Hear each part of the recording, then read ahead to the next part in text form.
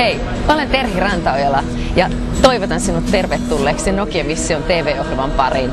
Olen täällä Tiranassa, Albanian pääkaupungissa, ja olemme täällä raamattukoululaisten ja osan pastoritiimistä kanssa tutustumassa Albaniaan, tähän kansaan ja kulttuuriin. Mutta ennen kaikkea tärkein tarkoitus, miksi olemme täällä, on se, että haluamme kertoa tälle kansalle Jeesuksesta, hänen rakkaudestaan, hänen pelastavasta ja parantavasta ihmeellisestä työstään.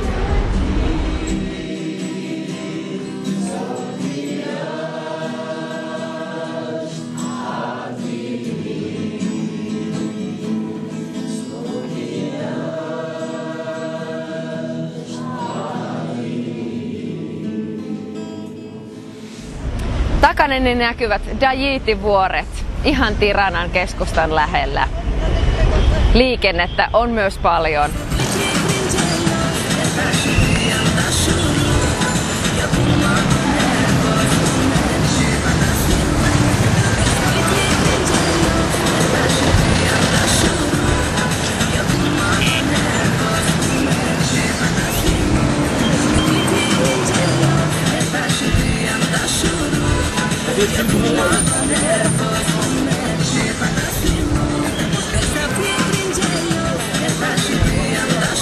Johtuen siitä, että täällä Albaniassa on paljon autoja ja paljon liikennettä, täällä myös tapahtuu. Takanani olevassa risteyksessä sattui juuri äsken silmiemme nähden kolari, jossa tällainen pakettiauto ja moottoripyörä törmäsivät yhteen, ja risteyksessä sattui olemaan samanaikaisesti paikalla myös poliisi, joka tässä takana selvittelee tapahtunutta.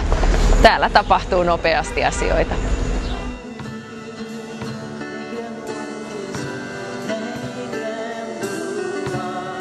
Olemme täällä jakamassa kutsuja albanialaisille ihmisille illalla järjestettävään kokoukseen. Ihmiset vaikuttavat kiinnostuneilta ja tiimi valmistautuu juuri esittämään draamaa, kutsumaan ihmisiä.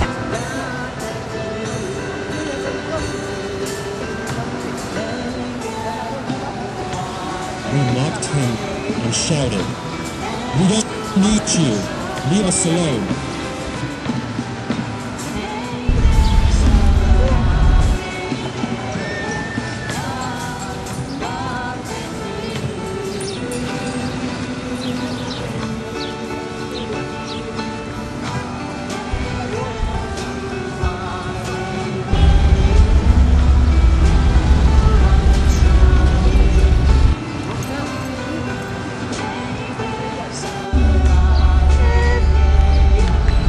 Albaniassa on kova hätä. Kaduilla on paljon lapsia, jotka ovat kerjäämässä. Usein toiminta voi olla myös organisoitunut, eli ei tiedä antaessaan lapselle, kenelle apu menee. Mutta rukous ja Jumalan evankeliumi tavoittaa varmasti. Toivottavasti nämäkin pienet tulevat illan kokoukseen.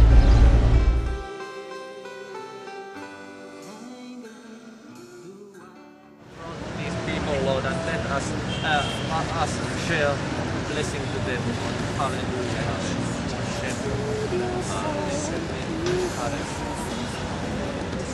Bless Tirana and bless all Albania. Amen.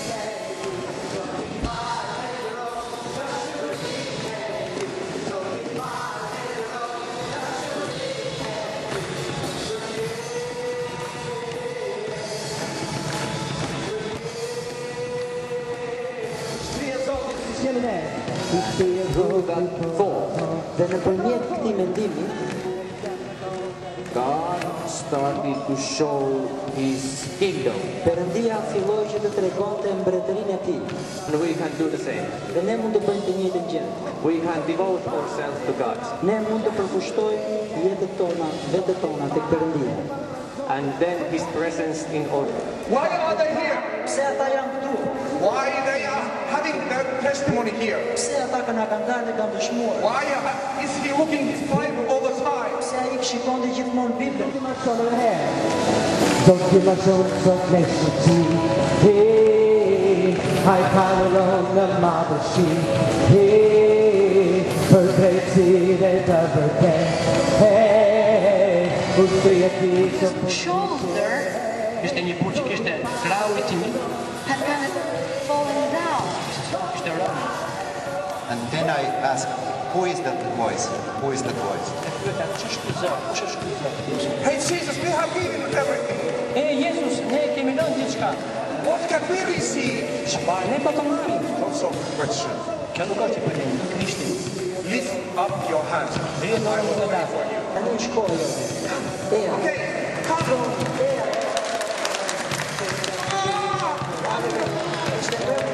Through worship, we can give everything to Him.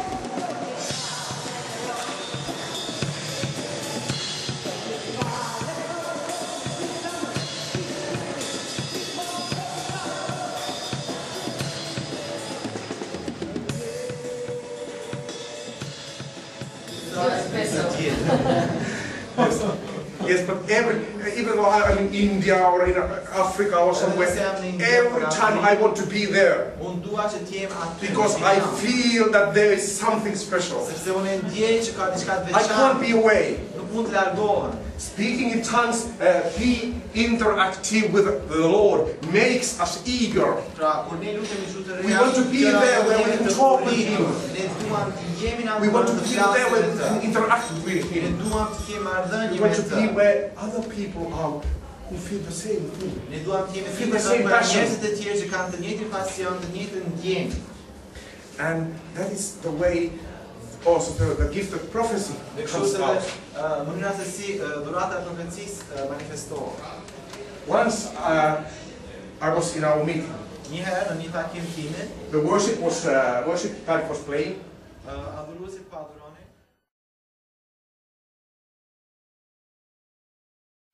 Olemme nyt täällä Durresissa, paikassa, jossa on kokoontunut alkuseurakunta, mutta jossa heitä on kuuleman mukaan jossain vaiheessa myös jopa syötetty leijonille.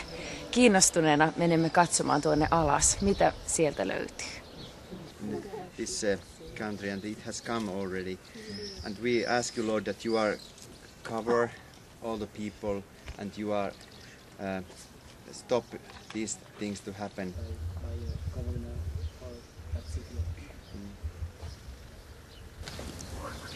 Me ollaan menossa nyt niin kuin tavallaan Paavalin jalanjälkeen, että me mennään Apolloniaan, joka on yksi semmoinen paikkakunta, jossa Paavali on käynyt. Tällä paikalla on 2000 kristittyä päässyt hengestään. Tässä amfiteatterissa tuossa alakerrassa on kirkko ensimmäiseltä vuosisadalta, ehkä jostain 670-luvulta. Historia toistaa itse.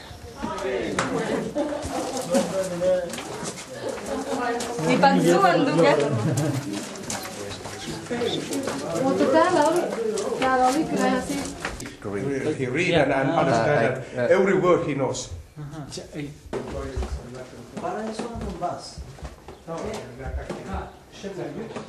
Tämä amfiteatterin näkeminen väkisinkin pakottaa miettimään, että mikä on se uskon perustus, johon uskoo.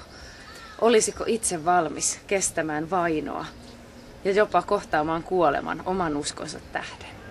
Jollain tavalla koin, että tuossa kun seisoimme amfiteatterin reunalla, se uhri, jonka ne kristityt ovat antaneet, ei ole ollut turha. Täällä on seurakunta tänäkin päivänä, joka palvoo ja ylistää Jeesusta, Messiasta. Poika